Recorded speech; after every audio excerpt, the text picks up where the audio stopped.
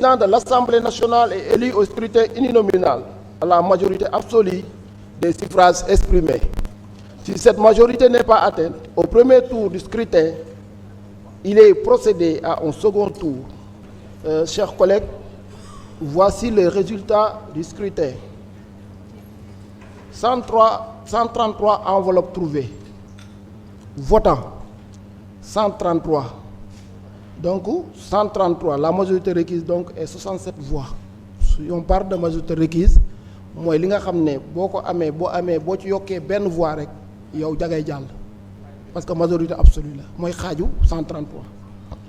Léegi ci loola ñi nangu votel monsieur Ousmane Sonko ñu ngi toll ci 132 donc am nañ 132 voix.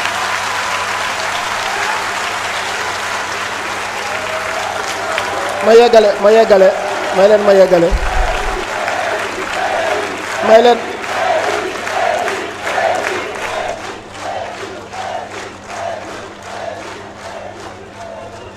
ma yeggale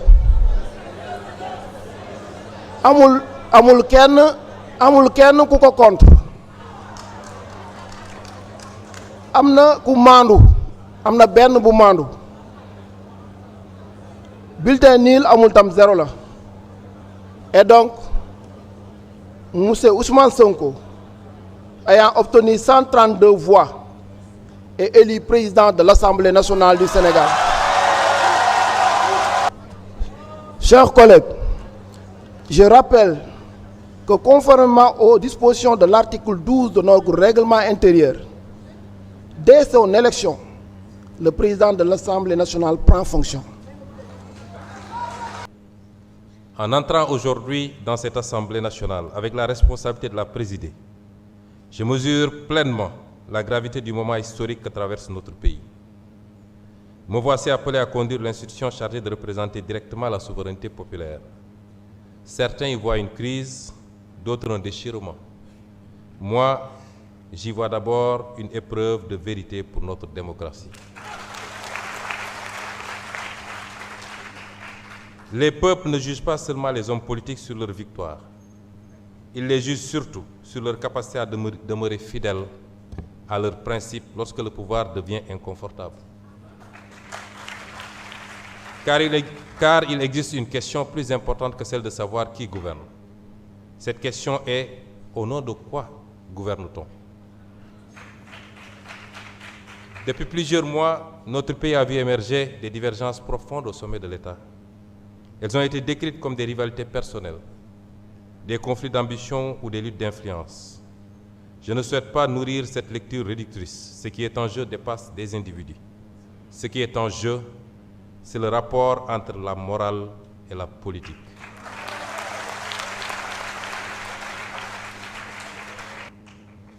Notre responsabilité historique est immense car notre peuple a beaucoup souffert pour rendre possible la révolution citoyenne par les urnes de 2024.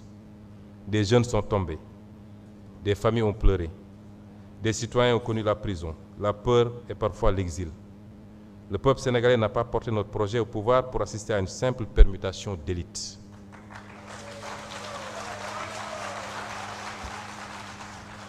Il l'a porté pour restaurer une certaine idée de la dignité publique. Cette fidélité intérieure à la dignité d'un peuple traverse toute notre histoire nationale. Je veux rassurer que je n'utiliserai pas cette responsabilité pour organiser le chaos institutionnel.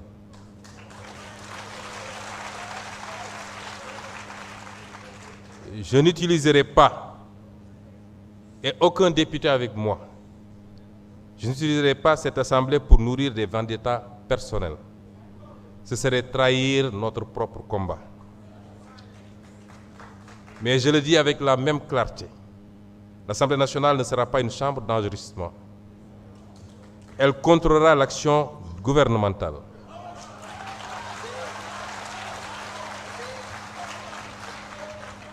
Elle exercera pleinement ses prérogatives constitutionnelles de vote des lois, de contrôle de l'action du gouvernement et d'évaluation des politiques publiques.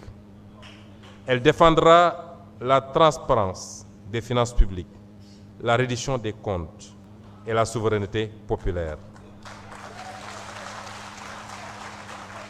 elle usera de tous les leviers de contre-pouvoir. Tous les leviers de contre-pouvoir constitués.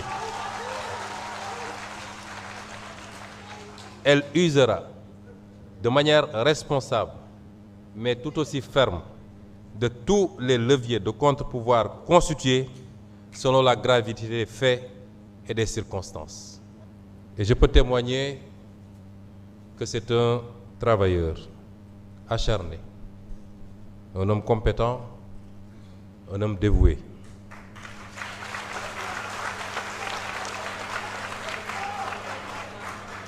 Même si par ailleurs, je dois à la vérité que nous avons certaines divergences sur certaines questions, notamment la question monétaire, la gestion de la dette et d'autres questions similaires. Je voudrais dire qu'un gouvernement se forme normalement avec la formation politique majoritaire dans un pays.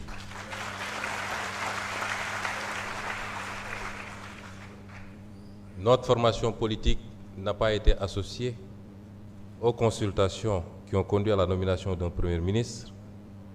Elle n'est pas associée à ce jour aux consultations pour la formation d'un gouvernement et par conséquent, je voudrais dire qu'on ne peut pas faire du PASTEF sans PASTEF.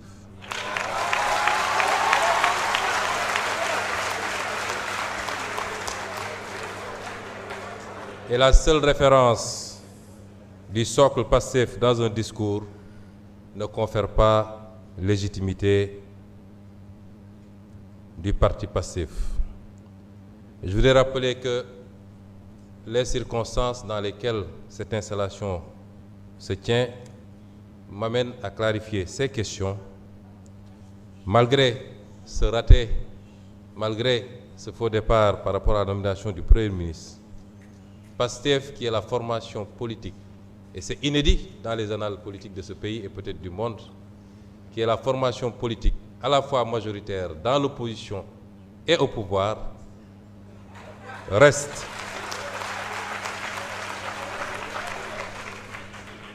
ouvert à une discussion responsable qui met de côté les égos pour trouver les voies et moyens d'une gouvernance apaisée et terminer ce mandat dans les meilleures conditions.